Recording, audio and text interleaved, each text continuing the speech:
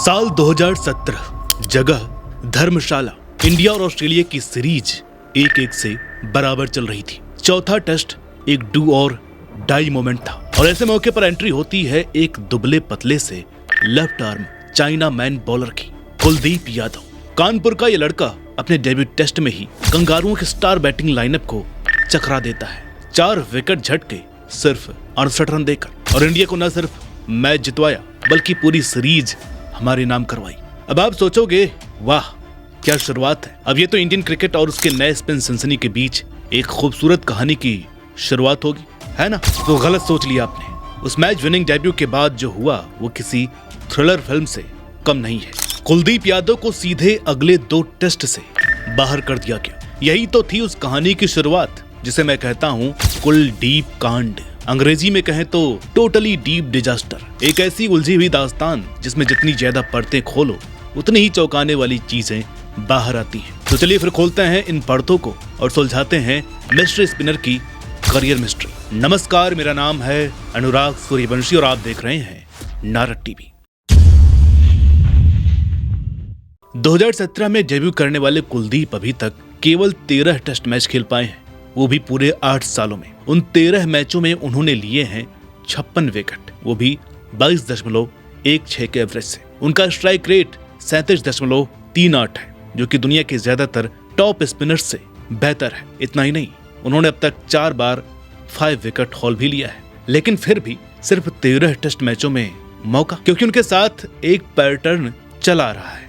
जहां परफॉर्मेंस का इनाम मिलता है बेंच पर बैठने का, जहां एक्सीलेंस का इनाम मिलता है इग्नोर किए जाने का, जहां टैलेंट को उस वक्त टीम में जगह नहीं मिलती जब वो सबसे ज्यादा डिजर्व करता है। चलिए आपको उनके अंदर बाहर होने के सफर पर लेकर के चलते हैं। फिर बात करते हैं कि उनकी गलती क्या है कि वो टीम में सिर्फ वाटर बॉय बन करके रह गए। 2017 में जिस डेब्यू को देख करके लगा था कि अब ये लड़का इंडियन क्रिकेट का नया चहेता बनेगा, वही डेब्यू बन गया एक ट्रेजेडी की शुरुआत। उस धमाकेदार डेब्यू के बाद हुआ क्या? अगले 2 टेस्ट में बेंच पर बैठा दिया गया। फिर श्रीलंका टूर में भी उन्होंने एक बार 4 विकेट झटके और उसके बाद उनको 8 टेस्ट मैचों तक टीम से बाहर कर दिया गया। 2018 में जब आखिरकार इंडिया ने कुलदीप को इंग्लैंड टूर पर टेस्ट खिलाया तो वो भी लॉर्ड्स जैसी पिच पर, जहां इतनी ग्रीन टॉप थी कि स्पिन का नामो निशान तक नहीं था। सिचुएशन ये थी कि इंग्लैंड तक ने अपने स्पिनर आदिल रशीद को गेंद थमाई ही नहीं और कुलदीप से उम्मीद की गई कि वो वहां पर मैजिक कर दें।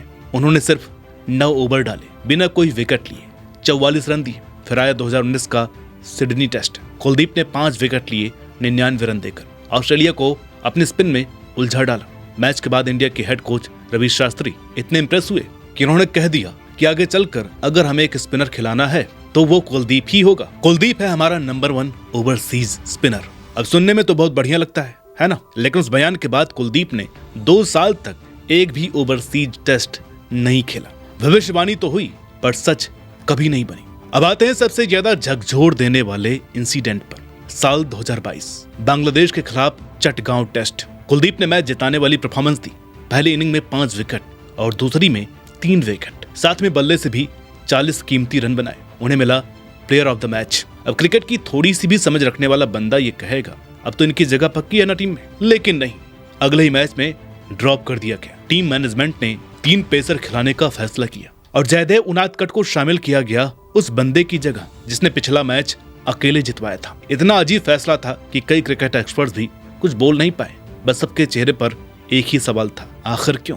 ये सवाल आज तक बना हुआ है क्योंकि हाल ही में खत्म हुई सीरीज ने यह साफ कर दिया है कि कुलदीप यादव की कहानी में लॉजिक की कोई जगह है ही नहीं। पूरी की पूरी 5 टेस्ट मैचों की सीरीज, कुलदीप यादव हर मैच में स्क्वाड में मौजूद, लेकिन एक बार भी प्लेइंग 11 में जगह नहीं। अब और ज्यादा फ्रस्ट्रेटिंग क्या हो सकता है? सालों से इंतजार कर रहे हो, फिट भी हो, फॉर्म में भी हो, फिर भी बाहर।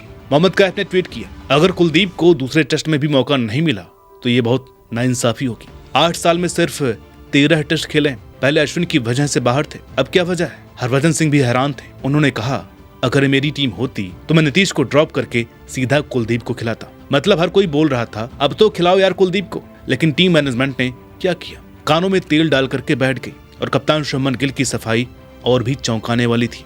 उनके शब्द थे, हम कुलदीप को खिलाने के लिए एक्साइटेड थे, लेकिन पिछले मैच में हमारी लोअर ऑर्डर बैटिंग अच्छी नहीं थी, इसलिए बैटिंग डेप्थ बढ़ाने का फैसला लिया गया। मतलब कुलदीप को इसलिए नहीं खिलाया गया क्योंकि वो 8वें नंबर पर रन नहीं बनाते, भाई साहब, टेस्ट मैच 20 विकेट लेने से जीतते हैं या 8वें नंबर की बैटिंग से? तो चलिए अब असली वजहों पर बात करते हैं कि क्यों हो रहा है ये सब। एक बॉलर जो नंबर्स में टॉप पर है फिर भी क्यों इग्नोर किया जा रहा है? तो पहली वजह है ऑलराउंडर खिलाने का भूत सवार होना। इंडियन टीम मैनेजमेंट को अब बैटिंग डेप्थ का ऐसा नशा चढ़ गया है कि उन्हें लगता है कि वाशिंगटन सुंदर और अक्षर पटेल जैसे खिलाड़ी ज्यादा फायदेमंद है, सिर्फ इसलिए क्योंकि वो बैट कर सकते हैं। लेकिन सवाल ये है कि क्या आप टेस्ट जीतते हैं 10 बैट्समैन से या फिर 20 विकेट लेने वाले से? कुलदीप है विकेट मशीन और ये बात उनसे ज्यादा क्या साबित करेगा? दूसरी वजह तो जायज है कि कई सालों तक विदेश में सिर्फ एक स्पिनर को खिलाया जाता था और वो स्पॉट हमेशा जाता था रविंद्र जडेजा को, उनकी बैटिंग की वजह से। अश्विन के रिटायर होने के बाद भी टीम ने भरोसा जताया जडेजा वाशिंगटन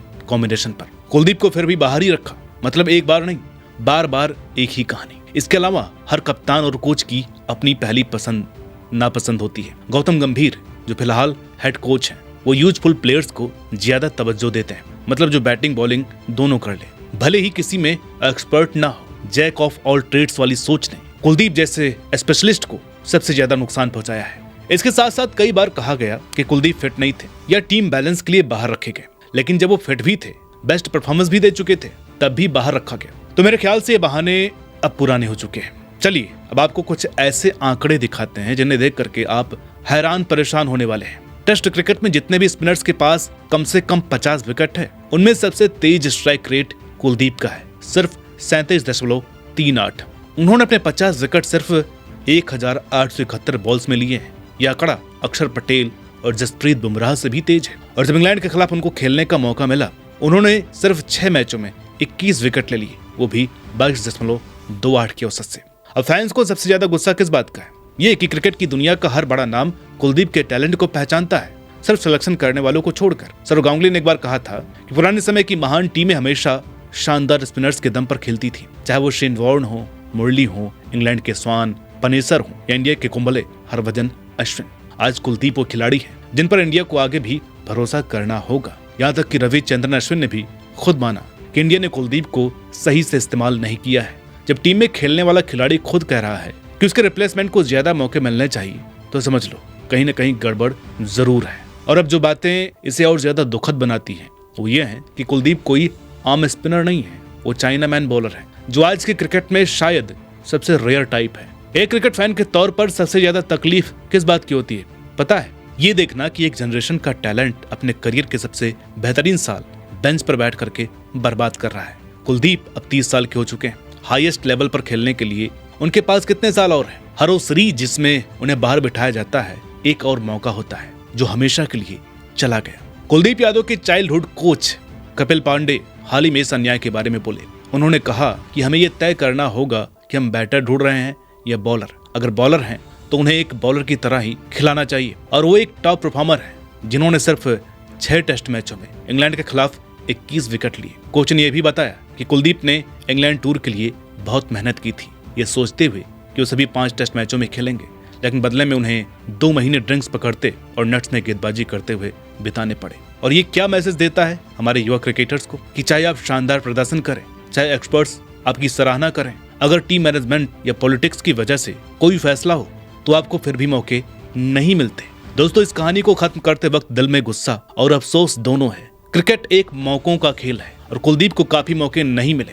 सबसे दुखद बात यह है कि आने वाले सालों में जब हम पीछे मुड़ करके देखेंगे तो हमें यह एहसास होगा कि हमने भारत के सबसे शानदार गेंदबाजी टैलेंट को बर्बाद कर दिया।